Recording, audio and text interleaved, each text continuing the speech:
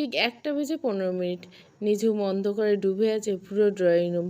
পিনপতের নীরবতা চিরে প্রধান ফটক দিয়ে অন্তত সপ্তপনে মুখে ঢাকা ৫০০ জন সশস্ত্র লোক ভেতরে প্রবেশ করলো। পুরো ঘরের আবছা আলোয় মাঝে তাদের লিডার বা বস ফিসফিসিয়ে পেছনের লোকগুলোকে ইনস্ট্রাকশন নির্দেশ দিয়ে বলল, আমরা ঠিক পেছন পেছন আয়। আজকের মধ্যে মাস্টার অর্ডার দিয়েছে, একে ঘুমের মধ্যে দুনিয়া থেকে চিরতরে বিদায় করতে হবে। কথাটা শেষ করে বস যেই না ড্রয়িং রুমের মাঝখানে পা বাড়াল, অমনি পুরো দলটা ভয়ে নিজের জায়গায় কেঁপে উঠল। কারণ সোফায় কেউ ঘুমিয়ে নেই, সেখানে পা তুলে শান্ত হয়ে বসে আছে স্বয়ং আজলান চৌধুরী। বস চিৎকার করে উঠল, কি দেখছিস শালাকে, মার ওকে। কিন্তু আফসোস, বসের সেই হুকুম শোনার পরও পেছনে থেকে একজন লোকও জীবিত অবশিষ্ট ছিল না। আজলান চৌধুরী ততক্ষণে পেছনে ৪ জনকে একাই যমরাজের ঘরে পাঠিয়ে দিছে। বস এবার ভালো করে খেয়াল করলো। আজলান দু হাতে ভুরু নাচিয়ে দাঁত কিরমির করে নিজের বাম হাত থেকে একটা বিশাল রামদার ডান হাতে চালান করলো। সেই ধারালো রামদার ডগা দিয়ে তখনও টুকটুক করে চুইয়ে পড়ছে মেঝের উপরে। ফ্ল্যাশব্যাক কয়েক মিনিট আগে লুকিয়ে যখন ৪ জন লোক দুই ভাগে ভাগ হয়ে ড্রয়িং রুমে ঢুকছিল, তখন বাম দিকে যাওয়া দুই লোকের ঠিক পেছনে ছায়ার মতো হাজির হয় আজলান। প্রথম লোকটির মুখ এক হাতে চেপে সেকেন্ডটার ভগ্নাংশ হতে রামদারে দিয়ে তার পাশের জন তা দেখে ফেলে নিজের শ্যুট করতে যাবে, ঠিক তখনই আজলান পাশে থাকা একটা ভারী হাতে বন্দুকটা ফেলে দেয়। বন্দুক মাটিতে পড়ার আগে আজলান এক ছুটে গিয়ে লোকটার পেটে মারাত্মক ঘুষি বসায়। লোকটা ব্যথায় আ করার সুযোগ পেল না। তার আগে আজলান তার বিশাল পেশিবহুল হাত দিয়ে লোকটার গলা এমনভাবে চেপে ধরল যে এক পর্যায়ে দম আটকে তার জিভ বের হয়ে যায়। কোনো চিৎকার ছাড়াই সে মেঝেতে ঢলে পড়ে।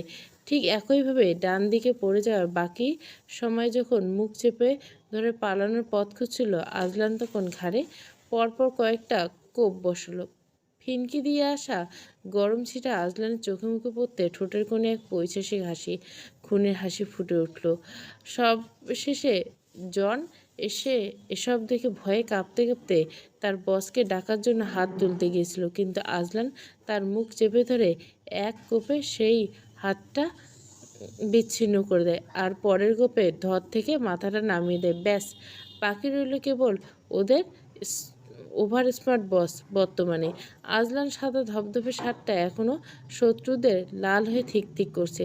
তার চোখের মনিতে এক আদিম পৈশাসিক আনন্দের মেলা। আজলান এবার বসের দিকে তাকিয়ে নিজের দেখিয়ে বিকৃত হেসে বলল, কেমন লাগলো ট্রেলারটা।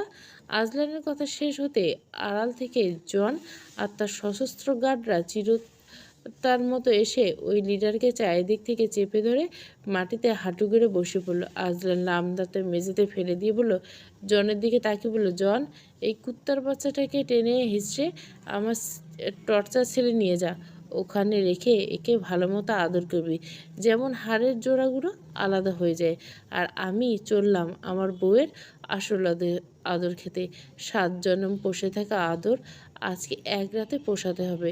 দরজার দিকে পা বাড়িয়ে আজলান আবার ঘুরে থাকলো, গার্ডদের দিকে আঙ্গুল উঁচিয়ে ঠান্ডা গলায় হুমকি দিল, আর শোন, সকাল হওয়ার আগে এই নর্দমার রক্তর একটা দাগও যেন ফ্লোরে না দেখে সব চকচক করে ফেলবি। এই আজলান নিজের শরীর থেকে রক্তের গন্ধ দূর করতে আর ফ্রেশ হতে শীষ বাজাতে বাজাতে নিজের ঘরের দিকে চলে গেল।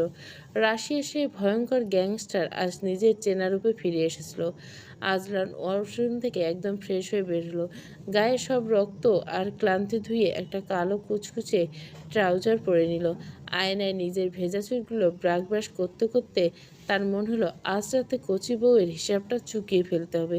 সে হনহন করে পা বাড়ালো এলিনার ঘরের দিকে, কিন্তু এলিনার রুমের দরজার সামনে এসে দাঁড়াতে রাশিয়ার সেই দুর্ধর্ষ গ্যাংস্টারের বুকের ভেতর হঠাৎ কেমন ধুকপুক ধুকপুক করতে লাগলো।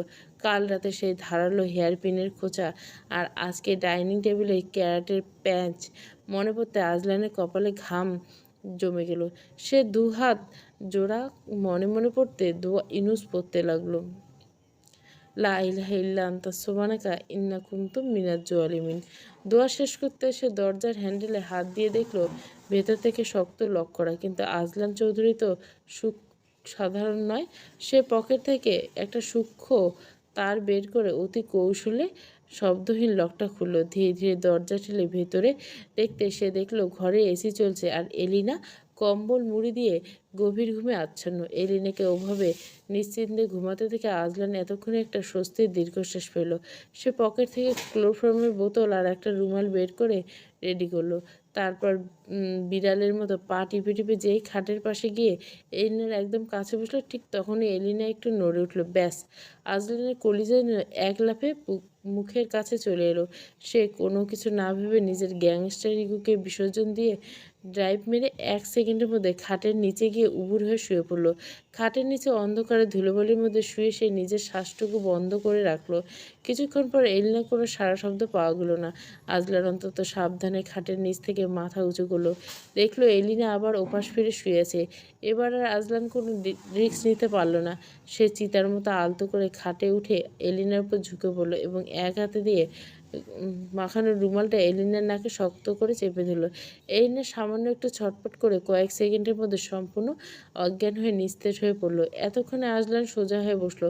কপাল আর ঘাড়ের ঘাম হাত দিয়ে মুছে সে খাটের উপর ধপ করে বসে নিজের দিকে তাকিয়ে চরম আফসোস করে বলল, ছ্যাঃ, ধিক্কার জানাই নিজেরে। আমি নাকি রাশিয়ার আন্ডারওয়ার্ল্ড গ্যাংস্টার। কিছুক্ষণ আগে নাকি মাত্র কয়েক মিনিটে 4টা তাগড়া লোককে ফালাফালা করে দিয়ে এলাম। দেশের লোকে যদি আমার এ রাতের দৃশ্য দেখে তবে মাফিয়া অ্যাওয়ার্ড তো দূরের কথা, জোকার অ্যাওয়ার্ড এনে আমার হাতে ধরিয়ে দিবে। সে অজ্ঞান এলিনার নিষ্পাপ মুখের দিকে তাকিয়ে নিজের কপাল চাপড়ে চাপড়ে ফিসফিস উঠল। এই 34 বছর তাগড়া জোয়ান যুবক, যে কিনা শত শত বন্দুকধারী আঙ্গুলের ইশারায় নাচায়, আর সেই 22 বছরে মাত্র 47 কেজি ওজনের শুটকি মেয়ের ভয়ে খাটের তলায় ঢুকিয়ে, এই কথা যদি রাশিয়ার মাফিয়ারা জানতে পারে তবে জীবনে আর কেউ তাকে গ্যাংস্টার বলে পাত্তাই দিবে না রে ভাই। আজলান একটা শয়তানি হাসি দিয়ে এলিনার গায়ে নরম ব্ল্যাঙ্কেটটা এক ঝটকায় সরিয়ে নিল। এই ব্ল্যাঙ্কেট সরাতে এলিনা হালকা সিল্কের নাইটি দিকে তা আজলানের চোখ আটকে গেল। বিশেষ করে এলিনা উন্মুক্ত পেটের দিকে নজর যেতে আজলানের চোখ মুখ খুশিতে উজ্জ্বল হয়ে উঠল।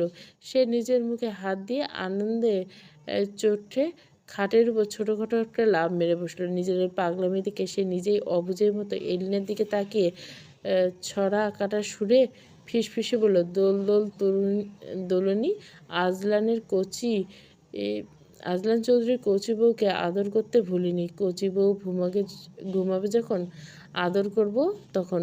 7 বছর জমে থাকা সব দূরত্ব যেন এক নিমিষে উড়ে গেল। আজলান ঝুঁকে পড়ে এলিনার তুলতুলে নরম গলে, ফর্সা কপালে আর কালকে সেই ক্ষতবিক্ষত ঠোঁটে এখন আলতো করে। ঠিক তখনই আজলান চোখ গেল এলিনার পেটে ঠিক মাঝখানটায় আঁকা সেই ছোট্ট আবেদনময়ী বাটারফ্লাই ট্যাটুটার দিকে। ট্যাটুটা দেখে আজলানের ভেতরে সুপ্ত ইচ্ছাটা ধরে রাখা গেল না। তার তীব্র ইচ্ছা জাগলো ওই প্রজাপতির উপর নিজের ঠোঁট ছোঁয়াতে। নিজের মনের কথা না শুনে আজলান আর দেরি করল না। সে ডিরেক্ট এলিনা পেটের ট্যাটুর উপর মুখ ডুবল। 1 ফোঁটা 2 ফোঁটা করে গভীর ভালোবাসায় একটানা 10 মিনিট পর আজলান মুখ তুলল। তখন সে নিজের কাণ্ড দেখে একেবারে হতভম্ব। এলিনার ধপধপে ফর্সা পেটে সেই বাটারফ্লাই চারপাশে আজলানের একটা ভয়ঙ্কর কালো লালচে দাগ পড়েছে। আজলান প্রথমে ঘাবড়ে গেল, পরক্ষণে ঢোক গিলে নিজেকে সামলে নিল। সে নিজের বুক ফুলে মনে মনে বলল, আরে আমি হলাম রাশিয়ার দুর্ধর্ষ গ্যাংস্টার, আর আমি তো আমার নিজের কচি বউ। নিজের বউয়ের পেটে একটু দিলে এত ভয় পাওয়ার কী আছে? হ্যাঁ, আমি কি তেমন কোনো অপরাধ করিনি? অন্য কিছু করলেন হয় একটা কথা হতো, এতটুকু আদরটা পাওনা ছিল। আজলান আর এক মুহূর্ত এলিনা থেকে দূরে চলে যেতে চাইল। সে এবার স্লাইড করে ব্ল্যাঙ্কেটের ভিতরে ঢুকে পড়ল এবং এলিনাকে এক হাতে দিয়ে নিজের শক্ত বুকের সাথে একদম পিষে জড়িয়ে ধরে চোখ বুঝল। ঠিক কত বছর পর যে আজলান চৌধুরী এত গভীর আর শান্তির ঘুমে তৈরি গেল তা নিজেও জানে না। আজলান কোনো আলিশান কচি বেডে এই 47 কেজির ওজনের কচি বউয়ের বুকের মতো শান্তি দিতে পারেনি। ভোর সকাল 5টা, চারপাশে তখন হালকা অন্ধকার। আজলান খুব সাবধানে এলিনার গায়ের উপর থেকে নিজের হাতটা সরিয়ে নিল। এলিনা ঘুম ভাঙে না। খাট থেকে নামার আগে শেষবারের মতো এলিনার পেটে সেই লালচে দাগ দুটো যাওয়ার ট্যাটুর উপর নিজের ঠোঁট দুটো আলতো করে ছুঁয়ে দিল। তারপর চোরের মতো পা টিপে টিপে রুম থেকে বের হয়ে গেল। এর ঠিক ১ ঘন্টা পর সকাল ৬টায় এলিনের ঘুম ভাঙল। চোখ মেলতে এলিনের পুরো শরীর পৃথিবী যেন বনবন করে ঘুরতে লাগলো। মাথাটা তীব্র ধিমধিম করছে। কাল রাতে ক্লোরোফর্ম কড়া ডোজের কারণে সে কিছুতেই চোখ সোজা করতে পারছিল না। এই না কপালে হাত দিয়ে উঠে বসার চেষ্টা করতে অনুভব করলো তার সারা শরীর কেমন যেন একটা অদ্ভুত চেনা স্পর্শের অবশে অনুভূতি জড়িয়ে পড়ছে। টর্চার সেলের স্যাঁতস্যাঁতে অন্ধকারে তখন কেবল রক্তের তীব্র গন্ধ। সিলিংয়ের থেকে লোহার চেয়ারে হাত পা বাঁধা অবস্থায় আছে কাল মাঝরাতের সেই ৫ নম্বর লোকটা। চৌধুরী ভিলার ড্রয়িং রুমে হানা দেওয়া সেই গ্যাং আসল বস। আর্জেন্ট গার্ডদের অমানুষিক অত্যাচারে তার পুরো শরীর ইতিমধ্যে ক্ষতবিক্ষত। শরীর বেয়ে চামড়া ফেটে রক্ত এসেছে। আজলান চৌধুরী তার ডান হাতে একটা ভারী লোহার হাতুড়ি নিয়ে বাতাসে ওস্তাদের মতো ঘুরিয়ে ঘুরিয়ে লোকটার সামনে গিয়ে দাঁড়ালো। হাতুড়ি লোকটা রক্তাক্ত থুতনি থেকে একদম নিচু বরফ শীতল কণ্ঠে বলল, কে পাঠিয়েছে তোকে আমাকে মারতে? দেখ, আমার পার্সোনাল ডিকশনারিতে শুধু সুন্দর করে একটা মিষ্টি কথা বলা কোনো রেওয়াজ নেই। এই ভালোই ভালোই বলছি, মুখ খোল। মারো মারো। লোকটাকে ভয়ে একটা বড় ঢেক গেল। আজলান চোখের দিকে তাকিয়ে কাঁপতে কাঁপতে বলল, আপনাকে নয়, আমাদের টার্গেট আপনি ছিলেন না চৌধুরী সাহেব। আমরা কাল রাতে এলিনাকে খুন করতে গেছিলাম। এলিনাকে খুন করতে গেছিলাম? শব্দটা কানে পৌঁছাতে মাত্র আজলানে চৌধুরীর ভেতরের সবটুকু মনুষ্যত্ব ১ সেকেন্ডে কর্পূরের মতো উড়ে গেল। তার চোখের মণি দুটো রাগে টকটকে লাল হয়ে গেল। গলার রগগুলো পৈশাচিক হিংস্রতার ফুলে উঠল। কোনো কিছু ভাবার কথা বলার সময় নিল না। নিজের শরীরের সমস্ত শক্তি দিয়ে হাত রুচিয়ে লোকটার মাথায় সজোরে একটা আঘাত হলো। ঠাস! মুহূর্তের মধ্যে মাথার ফেটে গলগলিয়ে তাজা ফিনকি দিয়ে বের হয়ে আজলানের কালো শার্ট মুখে পড়ল। কিন্তু আজলান সেখানে থমল না। সে পুরো পাগল হয়ে গেছে। এলিনার নামটা শোনার পর আর কোনো জ্ঞান নেই। সে পশুর মতো অনবরত বারবার লোকটার মাথায় হাতুড়ি দিয়ে আঘাত করতে লাগলো এবং দাঁত কিরমির করে বিড়বিড় করতে লাগলো, বাস্টার্ড! তুই তুই আমার কলিজার দিকে হাত বাড়িয়েছিস? আমার এলিনাকে ছোঁয়ার সাহস হয়েছিল তোর? এই দুনিয়ায় তোর বেঁচে থাকার কোনো অধিকার নেই, কোনো অধিকারও নেই। আজলান হাতের হাতুড়িটা যেন দানবের মতো ওঠানামা করতে লাগলো, তীব্র আর পাশবিক আঘাতে। এক পর্যায়ে লোকটার মাথার ছিটকে বেরিয়ে এলো। লোকটার নিথর শরীরটা চেয়ারে বিধে মেঝেতে পড়ে গেল। তবু আজলান থামছে না। সে লাশের উপর চড়ে হাতুড়ি দিয়ে আঘাত করতে করতে উন্মাদের মতো চিৎকার করে বলল, আরে, এই কুত্তার বাচ্চাকে দ্রুত মরে গেল কেন? এ এত সহ্য মরল? ওর তো আরও কষ্ট পেয়ে মরা উচিত ছিল। আজলানের চরম পাগলামি আর হিংস্রতা দেখে পাশে দাঁড়িয়ে থাকা শ্রাবণ এবার সত্যি সত্যি ভয় পেয়ে গেল। সে আজলানকে থামাতে এক পা এগিয়ে গিয়েছিল। আজলান, শান্ত হ, ও মরে গেছে, আর মেরো না। কিন্তু আজলান যখন সেই রক্তমাখা মুখ আর রাগে জ্বলতে থাকা লাল চোখ দুটো শ্রাবণের দিকে তাকালো, শ্রাবণের কলিজা কেঁপে উঠল। আজলানের শেষ চাহনিতে এত বড় খুনে পাওয়া সেই শ্রাবণে বাড়িয়ে দেওয়া পা দুটো তখনই ফ্রিজ হয়ে গেল। আজলান হাতুড়িটা মেঝেতে ছুঁড়ে ফেলে দিকে শ্রাবণের দিকে হাত বাড়িয়ে হেসে বলে, শ্রাবণ, তোর কোমরে দে তো। শ্রাবণ আর কথা বানানোর সাহস পেল না। সে কাঁপা কাঁপা হাতে দিয়ে নিজের রামদাটা আজলানের হাতে বাড়িয়ে দিল। আজলান রামদাটা হাতে পেয়ে এক গা শিউরে পৈশাচিক হাসি ফুটল। সে এক গা দিয়ে অন্য হাতে মাথাটা মেঝেতে গড়িয়ে পড়তে আজলান সেটাকে ফুটবলের মতো করে সজোরে এক লাথি মারল। কাটা ছিটকে গিয়ে টর্চার ছেলে আছড়ে খেল। মাথাটা লাথি মেরে আজলান ২ হাত ছড়িয়ে ঘরের ছাদের দিকে তাকিয়ে পাগলের মতো অট্টহাসিতে ফেটে পড়ল।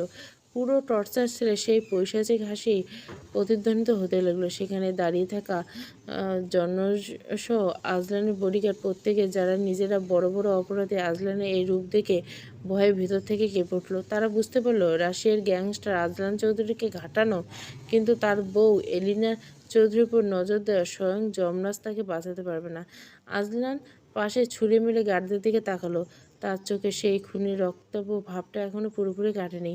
সে পকেট থেকে রুমাল বের করে মুখের রক্ত মুছতে মুছতে কর্কশ আদেশের গলায় বলল, এই লাশটাকে এখান থেকে নিয়ে যা। শোন, এর হাড়গুলো এমনভাবে গুড়বি যেন পোস্টমর্টমের রিপোর্ট ডাক্তার কোনো প্রমাণ না পায়। গার্ডরা মাথা নিচু করে দ্রুত লাশটা সরিয়ে নেওয়ার কাজে লেগে পড়ল। আজলান বেসিনের দিকে এগিয়ে গিয়ে পানির কলটা ছেড়ে দিল। লাল রক্ত ধুয়ে যাচ্ছে তার হাতটা। পাশে দাঁড়িয়ে থাকা শ্রাবণ এতক্ষণে ধরে নিজেকে আটকে রাখা শ্বাসটা ছাড়লো। সে আজলানের দিকে তাকিয়ে কপালে জমে থাকা ঠান্ডা ঘাম মুছছে। ভাই, তোর এই হিংস্রতা একটু কমাতো। তুই যখন এভাবে পাগল হয়ে যাস, তোকে দেখে তো তোর বন্ধুরা বুক ভয় কেঁপে ওঠে। সত্যি বলছি, বড্ড ভয় লাগে তোকে দেখে। আজলান হাত ধুয়ে বেসিনে আয়নায় নিজের প্রতিচ্ছবি দেখলো। তারপর ধীরে সুস্থে ঘাড় বাঁকিয়ে শ্রাবণের দিকে তাকালো। তার কণ্ঠে তখন কেবল উন্মাদনা, বরং এক পাথুরে দৃঢ়তা। বউ হলো আমার ইমোশন, আর আমার ইমোশনে যে হাত বাড়াবে, তার আঘাত করার চেষ্টা করবে, তার পুরো বংশকে এই পৃথিবী থেকে নির্বংশ করার জন্য এই আজলান চৌধুরী একাই যথেষ্ট। শ্রাবণ এবার চোখ মুখ কুঁচকে ফেলল। সে আজলানের খুব কাছে গিয়ে একটু ঝাঁঝালো স্বরে বলল, খুব তো বড় বড় কথা বলছি, কিন্তু যখন তুই নিজে ওই মেয়েটাকে আঘাত করে দিনের পর দিন তাকে মানসিক আর শারীরিক কষ্ট দিস, তখন তোর ইমোশন কোথায় থাকে শুনি? তোর বেলায় কি যুক্তি তোর? শ্রাবণের এই তীক্ষ্ণ প্রশ্নে আজলান রেগে যাওয়ার বদলে রহস্যময় হাসলো। সে শ্রাবণের কাঁধে দিয়ে নিজের ভেজা হাতটা রেখে হালকা চাপ দিল। বউ শব্দের অর্থ জানিস? তা শ্রাবণ, বউ হলো আমার নিজের অর্ধেক অংশ। আমার শরীরের রক্ষা করা, আগলে রাখা, তাকে কষ্ট দেওয়া, সব কিছু করার অধিকার শুধু এই আজলান চৌধুরী একার আছে। আমার নিজের অধিকার অন্য কোনো বাইরের কুত্তা যদি হস্তক্ষেপ করতে এসে, তবে কসম খোদা আমি কোনো আগাম নোটিশ ছাড়া এক নিমেষে তার জান কেড়ে নিব। আজলান চৌধুরী এই অদ্ভুত আর চরম একচেটিয়া মানসিকতা থেকে শ্রাবণ আর কোনো কথা খুঁজে পেল না। সে বুঝতে পারল আজলান চৌধুরী এলিনাকে ভালোবেসে কিংবা রাখুক, কিংবা আক্রোশ কষ্ট দিয়ে রাখুক, এলিনা শুধু এই আজলান চৌধুরীর সম্পত্তি। আর সেই সম্পত্তি সামান্যতম নজর দেওয়া মানেই হলো নিজের মৃত্যুকে নিজে ডেকে আনা। সকালবেলা এলিনা রোজকার মতো ভার্সিটির উদ্দেশ্যে নিজের গাড়ি নিয়ে বের হলো। কিন্তু মূল রাস্তায় কিছুটা ফাঁকা গলিতে ঢুকতে মাত্র একটা কালো রঙের হাইস মাইক্রোবাস তীব্র গতিতে এসে এলিনার গাড়ির সামনে ব্রেক কষল। এলিনা কিছু বুঝে ওঠার আগে মাইক্রোবাস দরজা খুলে কালো পোশাক পরে 4-5 জন পেশিবহুল লোক এসে পড়লো। এলিনার দমে যাওয়ার পাত্রী নেয়। সে নিজের গাড়ি থেকে নেমে তাদের দিকে তেড়িয়ে যেতে চাইল, কিন্তু সেই মুহূর্তে পেছন থেকে অন্য এক লোক এসে ঝটকা মেরে এলিনার মাথায় একটা কালো কাপড় পরিয়ে দিল এবং মুহূর্তের মধ্যে তার 2 হাত শক্ত করে বেঁধে মাইক্রোবাসের ভেতরে ছুঁড়ে ফেলে গাড়ি টান দিল। কিছুক্ষণ পর এলিনাকে অন্ধকার ঘরের মাঝখানে কাঠের চেয়ারে হাত পা শক্ত করে বেঁধে বসিয়ে রাখা আছে। চোখের উপর তখনও একটা কালো কাপড়। এলিনা ভয় পাওয়ার বদলে চরম রাগে ড্রয়িং রুম আর ওয়াশরুমে সেই আদিম রূপ ধারণা করলো। সে ছাড়ার মতো ছন্দ মিলে চিৎকার করে গালি দিল, কোন শাওরা আমাকে এখানে তুলে নিয়েছে? আজকে একদিন কি তোর একদিন? তোর কলিজা টেনে বের করতে যদি পাল্লায় ওজন দিতে না পারি? আমিও সাজ্জাদ চৌধুরী, আম্মা এলিনা চৌধুরী না। আর সাহস থাকলে একবার খালি হাতের বাঁধন খুলে দে, তারপর এমন জায়গায় লাথি দিয়ে আঘাত করব, তোর বংশের লাল বাতি জ্বালাবে যে থাইল্যান্ডে গিয়ে আর কোনোদিন সবুজ বাতি জ্বালাতে পারবি না। এই নিয়ে আবার রাগে ফুসতে ফুসতে এসব গালিগালাজ। ঠিক তখনই পেছনে থেকে একজন এসে আলতো করে তার হাতের বাঁধন খুলে দিল। হাত মুক্ত উঠতে এক ঝটকায় মুখের কাপড় সরিয়ে দিল। সামনে তাকাতে তার চোখ কপালে উঠল। সামনে দাঁড়িয়ে হাসছে আবরার ফারাদ, শহরের তরুণ আর প্রভাবশালী মেয়র আবরার। এতক্ষণ ধরে মন্ত্রমুগ্ধের মতো এক দৃষ্টিতে এলিনার দিকে তাকিয়ে এলিনার চোখ রাঙাতে সে হা হা করে হেসল। আচ্ছা, কেউ অত সুন্দর করে গালি দেয় কেমনে বলো তো? বিশ্বাস করে যান, মন চায় তোমার এই গালিগুলো উপর চুমুকে শোনা। আমারও গালি দাও, শুনতে বড্ড ভালো লাগে। মেয়রের মুখে এমন নির্লজ্জ কথা শুনে এলিনার মাথা একদম গরম হয়ে গেল। সে চেয়ার থেকে উঠে দাঁড়িয়ে বলল, তোর মতো এমন বেহা অসভ্য লোক এই শহরের মেয়র হয় কী করে? ওই তোরে মেয়র বানিয়েছে কোন গাধা? আজ তোর একদিন কি আমার একদিন। আবার আগের মতো বাঁকা হাসে বলল, জনগণ বানিয়েছে সোনা আমার। তুমি যদি চাও তবে ওই জনগণকে আমি একা উড়িয়ে দিতে পারি। এলিনা মুখ বুকলে, হা, জনগণ তো তোর পকেটে থাকে তাই না? এবার একটু এগিয়ে এসে নরম গলে বলল, তোমার জন্য আমি এই পুরো দুনিয়া এমনকি নিজের পায়ের তলার সামনে নামিয়ে রেখে দিতে পারি। এলি, সেটা পায়ের কাছে আনবি? এলিনা এবার চরম বিরক্ত হয়ে বলে, কোন সস্তা মুভি থেকে এই ডায়লগ কপি করেছে? হ্যাঁ? আবরার হেসে উত্তর দিল, আজকে আমার বার্থডে এলিনা, তাই দিনটা স্পেশালভাবে শুধু তোমার সাথে সেলিব্রেট করতে তোমাকে এভাবে তুলে না বলেছি। আরবার টেবিল থেকে এলিনার সবচেয়ে পছন্দের চকলেট কেক সামনে এলো। এলিনা শুধু স্তব্ধ হয়ে আব্বারের দিকে তাকিয়ে রইল। আরবার কেক কাটার ছুরি হাতে নিয়ে জোর করে এলিনার হাতটা নিজের হাতের মুঠে নিল। তারপর দুজনে মিলে আবরারের ৩২তম জন্মদিন পালন করলো। কেক কাটা শেষ হতে আবরার এলিনার কাছে গিয়ে খুব আবদার সুরে বলল, এবার আমার গিফটটা দাও শোনা। এলিনা দাঁতে দাঁত চেপে বলল, বেয়াদবের বাচ্চা, বাড়ি থেকে তুলে এনে আবার গিফটের মাইরের বাপ। এলিনা এবার নিজের হাতের পায়ের বাঁধনটা এক ঝটকে খুলে হনহন করে হেঁটে চলে যেতে লাগলো। আর পেছন থেকে আবেগঘন গলায় ডেকে উঠল, আমি ভালোবাসি এলি, আমার এলি জানকে ভালোবাসি, আমার হৃৎপিণ্ডকে ভালোবাসি, আমার পিউনিকে ভালোবাসি, আই লাভ ইউ এলিনা। আবরারের কথা শেষ হতে উপর থেকে সিলিং ফ্যান সচল হয়ে উঠল। আর হাজার হাজার লাল গোলাপের পাপড়ি বৃষ্টির মতো এলিনা ভেজা চুলের উপর ঝরে পড়তে লাগলো। আবরার এক হাত দিয়ে গোলাপের এক বিশাল তোড়া আর অন্য হাতে একটা ঝকঝকে ডায়মন্ড রিং এলিনের সামনে বাড়িয়ে দিল। এলিনা এক মুহূর্ত থমকালো না। আবরার চোখের দিকে তাকিয়ে একবার ঠান্ডা থুতু ফেলার মতো গলা বলল, আই হেট ইউ। আবরার ফারাত কথাটা তীরের মতো আবরারের বুকে গিয়ে বিঁধল। তার মায়াবী চোখে মুহূর্তের জন্য এক অদ্ভুত গভীর ব্যথায় ফুটে উঠল। এলিনা যখন আবার দরজার দিকে পা বাড়ালো, আবার নিজেকে ক্ষতবিক্ষত ইগোর সামনে মাথা নিচু করে দাঁড়িয়ে তীব্র ক্ষোভ নিয়ে বলল, আজলান চৌধুরীকে এতই ভালোবাসো যে আমার এই খাঁটি ভালোবাসা তোমার চোখে পড়তে না? আজলান চৌধুরী নামটা শোনা মাত্র এলিনা যেন এক জীবন্ত আগ্নেয়গিরি হয়ে গেল।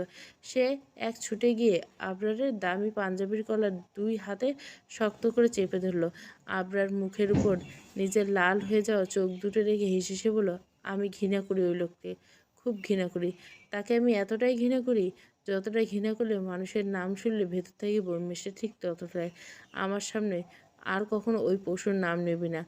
আবরার এলিনার কাছে উপস্থিতি তার কলার চেপে ধরা হাতটার দিকে তাকিয়ে অদ্ভুত এক হাসলো। সত্যি কি তাই? কিন্তু সে তো তোমার স্বামী, তাই না? স্বামী নামটা শুনে এলিনার ঘৃণার মুখ কুঁচকে ফেল। সে আবরারকে এক ধাক্কা দিয়ে সরিয়ে দিয়ে বলে, এই শব্দটাকে আমি মনে প্রাণে ঘৃণা করি। সে যদি আমার স্বামী হতো তবে আমাকে এভাবে ফেলে সাতটা বছর ধরে দেশের বাইরে গিয়ে বসে থাকতো না। আজলান চৌধুরী স্বামী হওয়ার কোনো যোগ্যতা রাখে না, কোনো যোগ্যতা নেই। কথাগুলো বলতে বলতে এলিনার চোখ দুটো অপমান আর ক্ষোভে লাল হয়ে গেল। সে আর এক সেকেন্ডও সেখানে দাঁড়িয়ে না থেকে ঝড়ের গতিতে ঘর থেকে বেরিয়ে গেল। এলিনা চলে যাওয়ার পর আবরার ফারাত কোণে সোফায় গিয়ে বসলো। তার ঠোঁটের কোণে এক পৈশাচিক কুটিল হাসি রেখে দেখা গেল। সে পকেট থেকে ফোনটা বের করে এতক্ষণ ধরে থাকা সচল থাকা অডিও রেকর্ডিংটা অফ করে খিলখিল করে হেসে উঠল। রেকর্ডে করা এলিনার সেই ক্ষোভের বাণী, আমি ঘৃণা করি ওই লোককে, সে আমার স্বামী হওয়ার কোনো যোগ্যতা রাখে না। সেটা বারবার প্লে করে শুনতে লাগলো। আবরার অন্ধকারের দিকে তাকিয়ে বলল, বা এলি জান আমার জিন্দাবাদ। তুমি আজলান চৌধুরীকে যত ঘৃণা করবে সুখ তত বেশি। এবার দেখা যাবে রাশিয়ার গ্যাংস্টার নিজের বউয়ের মুখে এই রেকর্ডিং শোনার পর নিজের ইগো কীভাবে সামলায়। আজলান চৌধুরী তখন তার কনফারেন্স রুমে রাশিয়ার আন্ডারওয়ার্ল্ডের এক মোস্ট ইম্পর্ট্যান্ট ডিল ফাইনাল করতে ব্যস্ত। চারিপাশে টেবিলে বড় বড় মাফিয়ারা তারা বিজনেস পার্টনারে বসে প্রেজেন্ট হচ্ছে। ঠিক তখনই আজলানের পার্সোনাল ফোনে একটা মেসেজের টোন আসলো। স্ক্রিনে মেয়র নাম ভেসে আসতে আজলানের ভুরু কুঁচকে গেল। সে ফাইলটা রেখে আবরারের পাঠানো সেই ভয়েস রেকর্ডিংটা অন করতে মিটিংয়ের মৃদু মেসেজের টোন বেজে উঠল। স্ক্রিনে মেয়র নামটা ভেসে আসতে আজলানের ভুরু জোড়া কুঁচকে গেল। সে ফাইলটা একপাশে রেখে আবারও পাঠালো সেই ভয়েস রেকর্ডিংটা অন করলো।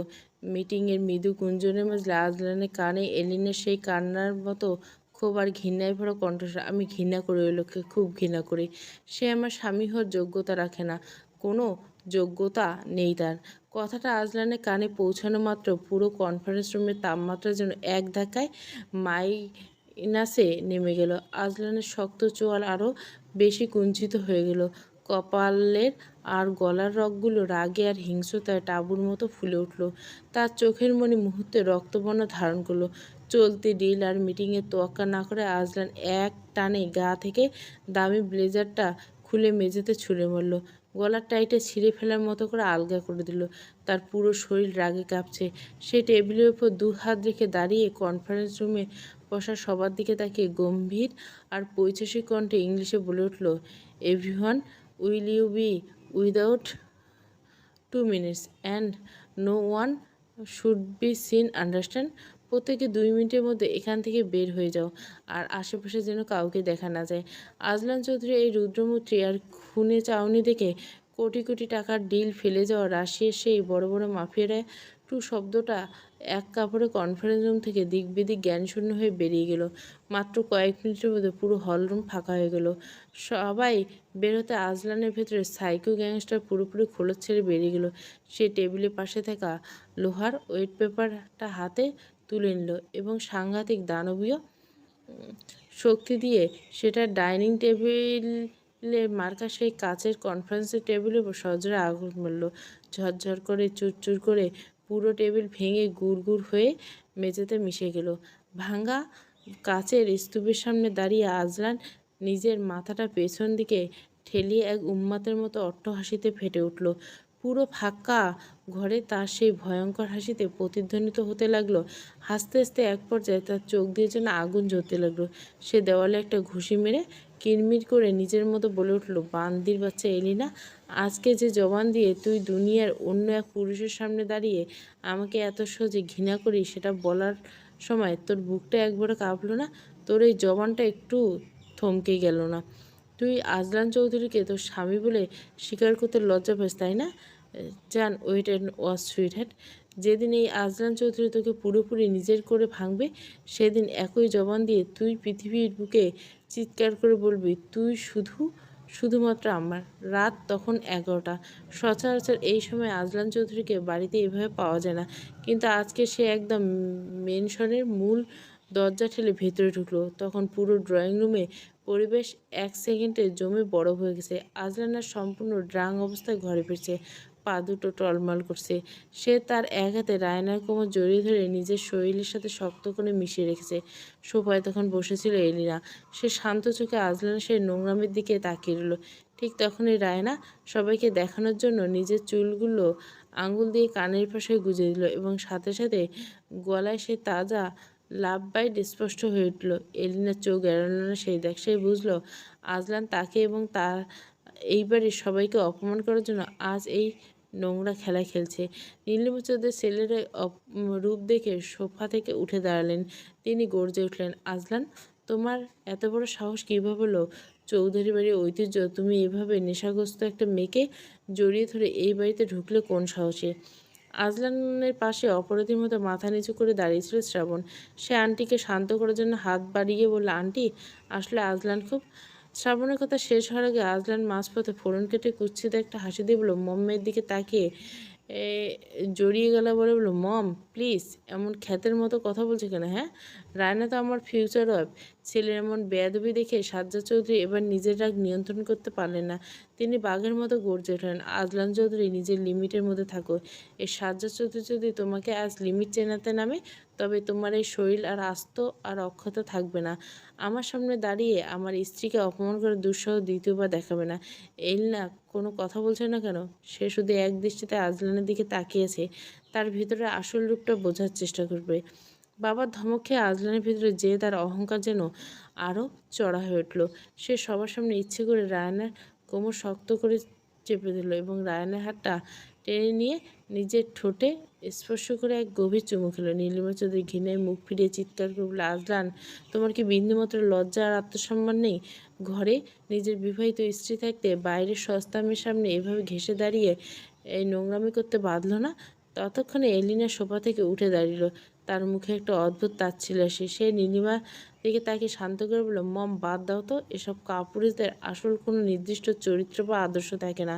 এদের পেছনে মুখ নষ্ট করাটাই বৃথা। কাপুরুষ এই শব্দটা যেন মেয়রের সেই অডিও রেকর্ডিংয়ের পর আজলানের জ্বলন্ত আগুনে পেট্রোল ঢেলে দিল। এলিনার মুখ থেকে কাপুরুষ শোনা মাত্র আজলান নিজের সমস্ত হিতাহিত জ্ঞান হারিয়ে ফেল। তার ভেতর সেই আদিম হিংস্র রূপটা চারা দিয়ে উঠল। সে রায়নাকে এক ধাক্কায় সারিয়ে দিয়ে চোখের পলক ফেলার আগে নিজের সর্বশক্তি দিয়ে বাড়ির সামনে এসে এলিনার গালে সজোরে একটা থাপ্পড় বসিয়ে দিল। ঠাস। আঘাতের তীব্রতা এতটাই মারাত্মক ছিল যে এলিনা ছিটকে গিয়ে সোফার কোণে আছড়ে পড়ল। ড্রয়িং রুমে উপস্থিত সাজ্জাদ চৌধুরী, নীলিমা চৌধুরী থেকে শুরু করে শ্রাবণ পর্যন্ত প্রত্যেকে সেই আকস্মিক কাণ্ডে পুরো তাজ্জব হয়ে স্তব্ধ হয়ে দাঁড়িয়ে রইল। কেউ ভাবতে পারেনি আজলান সবার সামনে এলিনাকে এইভাবে হাত তুলবে। এলিনার ঠোঁটের কোণ ফেটে এক ফোঁটা দু ফোঁটা করে তাজা গড়িয়ে পড়তে আর ফর্সা থুত নিবে, কিন্তু এলিনা আর চিৎকার করল না, এমনকি তার চোখ দিয়ে এক ফোঁটা জল বের হলো না। আদনান উন্মাদের মতো এগিয়ে এগিয়ে সোফা থেকে এলিনার চুল ধরে টেনে তুলল, তার ফেটে যাওয়া গালটা নিজের শক্ত হাতে চেপে ধরল। এলিনার চোখের খুব কাছে নিজের রক্তচক্ষু এনে দাঁত কিরমির করে হেসে বলল, এই চৌধুরী বাড়িতে তুই একটা আশ্রিতা হিসেবে এসেছিস। এলিনা আশ্রিতা? আশ্রিতার মতো থাকবে। খবরদার কখনো নিজের সীমানা ভুলে মালিকের পার্সোনাল ব্যাপারে কথা বলার চেষ্টা করবি না, তাহলে এর চেয়ে ভয়ঙ্কর পরিণতি হবে তোর। সাজ্জাদ চৌধুরী আর নীলিমা চৌধুরী রাগে ফেটে পড়লে আজলানের দিকে তেড়ে আসলেন। সাজ্জাদ চৌধুরী চিৎকার করলে, আজলান ছাড় ওকে বলছি, হাত সরা ওর উপর থেকে। শ্রাবণও আজলানের হাত টেনে দিল। ভাই তুই পুরো পাগল হয়েছিস, ছাড় এলিনকে, ও মরে যাবে। কিন্তু আজলান যেন এক অভদ্র দানব, সে কারো কথাই শুনছে না। আর ঠিক তখনই একপাশে দাঁড়িয়ে থাকা রায়নার ঠোঁটের কোণে এক কুৎসিত বিজয় হাসি। সে আজলানের বাহু জড়িয়ে ধরে আহ্লাদে গেলে বলে, ছেড়ে দাও না বেবি, এমন সস্তা মেয়েদের গায়ে হাত দিয়ে নিজের হাত নোংরা করো না। ও ওর যোগ্য শাস্তি পেয়ে গেছে। আজলান চৌধুরী পর্ব 4 পুরো গল্পটা প্লেলিস্টে। ভালো লাগলে অবশ্যই লাইক, শেয়ার এবং সাবস্ক্রাইব করবেন। Thank you for watching.